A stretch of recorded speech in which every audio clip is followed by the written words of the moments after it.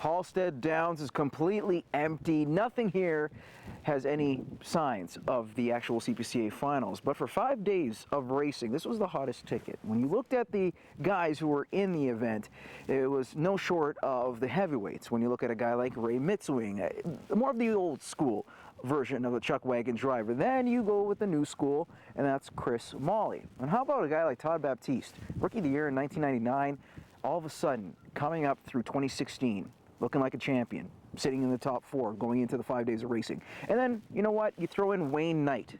Wayne Knight, a guy who's won the title several times before, is the reigning 2015 champion, but wants to win it on his own terms and not on what happened in a dark previous time. Now you look at the other guys who are on the outside looking in, you have Chance Bensmiller as well as Jamie Labicane. 2 guys that were sitting at 5 and 6 respectively, just scratching to reach the top 4. So what happened on night number 1? Well, we'll show you. It's the first day of races in the finals, and Jamie Labicane has plenty to smile about. After a slow start to the year, Labicane has made that steady climb to 5th, just 4 points back of Wayne Knight, all thanks to one key component.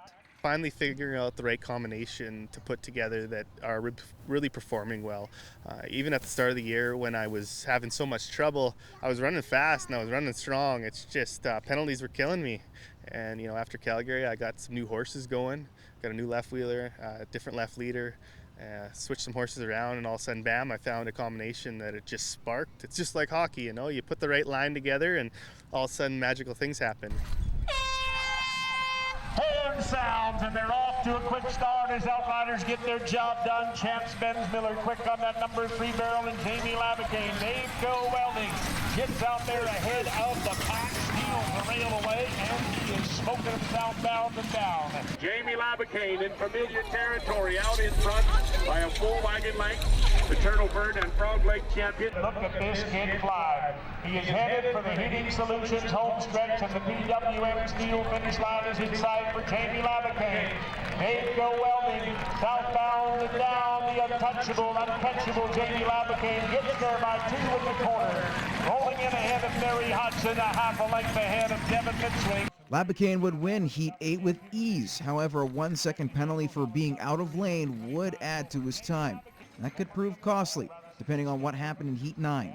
The top 4 battling it out in Lloydminster, with Ray Mitswing taking the 1 barrel, Molly on 2, Wayne Knight on 3, and Todd Baptiste on barrel number 4. There's a horn, and they're off to a quick start right across the board. Outriders get the job done, and they're out of town in a hurry.